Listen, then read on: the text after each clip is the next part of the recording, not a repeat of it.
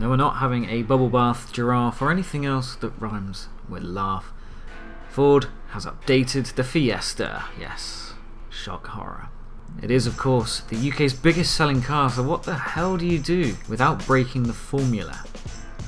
Well, lucky for you guys, Ford was kind enough to give Recombi Cars a bit of a sneak preview ahead of its big unveiling in Cologne. Here are the 10 most important things that we learned about the brand new next generation Ford Fiesta. By no means are the aesthetic revisions glaringly obvious, but there are a fair few to make the new Fiesta a little bit fresher. For instance, there's a wider, more prominent front grille, and you get wraparound effect headlights. Meanwhile, the bonnet no longer has a central bulge, and at the back are new horizontal rear lights. The aim was elegant, and it seems like a job well done because actually the new Fiesta is 71mm longer, 12mm wider, and has a 30mm wider track. Yes, crossovers are still big business these days, so you can't really blame Ford for turning the Fiesta into one of them. I really hope you weren't expecting a 4x4 Fiesta because I'm now going to be the bringer of bad news. All the revisions are aesthetic except for one, and that's a raised suspension profile, so there's a little bit more ground clearance for driving up curbs and over speed bumps and whatever else modern driving can throw at you. Ultimately, you pay for this because you want dark cladding on the bumper and the side and the wheel arches, and you want a contrast painted roof, roof bars, and bits that make it more rugged basically. Not only can you get a Ford Fiesta crossover, there's now a luxury version called the Fiesta Vignelli. Now, like other Fords that wear the same badge, such as the new Mondeo, you can expect a greater level of equipment and a lot of fancy extras and finishes that make a car feel a bit more posh and a little bit more special. Now, if you want to be all specific about it, what we know so far is that the Vignale gets a unique satin grille pattern, grille surround, fog lamp surround, side spear, rear diffuser and vertical fog lamps. Exactly how much you will pay for this and specific extras, well, we just don't know yet. But hey ho, if you want a posh Fiesta, this is gonna be it. To make life easier for consumers, and by easier I mean more likely to spend money obviously, Ford has simplified the engine choices available. Now you can get an Eco, whatever you want to call it, boost in various power outputs, including 100 PS, 125 PS and 140 PS. All of them are mated to a 6-speed manual, and a 6-speed automatic is optional in case you want to be all lazy. Replacing the 1.25 litre in the old car is our 1.1 litre petrol with either 70 PS or 85 PS, and that comes with a 5-speed manual as standard. As for diesels, well, you can expect a 1.5 litre TDCi with either 85 PS or 120 PS. Auto stop start is available on all engines, just in case you want your new Fiesta to be even more frugal.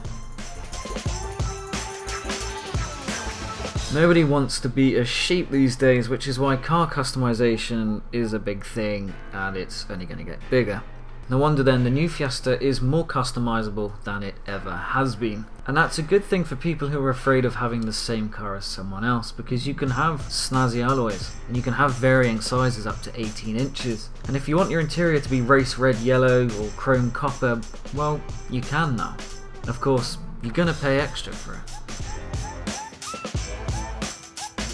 Ford claims the new Fiesta is the most technologically advanced small car ever, and to be fair, it sounds like it could be. For starters, you get Sync 3, which is much slicker to use, faster, less complicated, and you can do smartphone things like pinch to zoom and swiping. And because it's a much more sophisticated system, it's allowed Ford to do away with 40% of the buttons on the center console, so you're not going to need to dig out the manual quite as often. DAB digital radio is also standard across the range, and a first for a Ford is the option of a B&O Play sound system, which has 9 speakers and a subwoofer. Plus you get a 675 watt DSP digital amplifier. Rounding off the package is Apple CarPlay and Android Auto support. Ford is gunning for a 5-star Euro NCAT rating with the new Fiesta, and to achieve this, it has used 36% more boron steel for the body, and that means it's going to be a hell of a lot stronger. Not only that, Ford has redesigned the door cross sections to give them more strength in the event of a side impact. And if your engine has more than 100 PS, you get rear discs to increase braking power. As for electronic safety systems, well, you can have lane keeping aid, pre-collision assist with pedestrian detection, cross-traffic alert, adaptive cruise control, auto high beam blind spot information system, and even traffic sign recognition.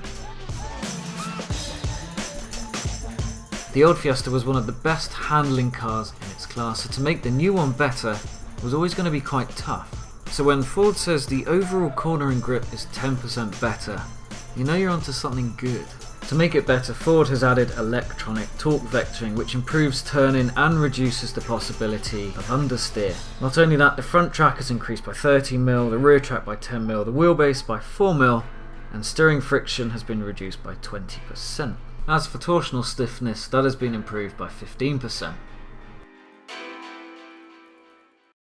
Sometimes it's the small details that make the biggest difference, and there are certainly many of them in the new Fiesta, and they're all designed to make life easier.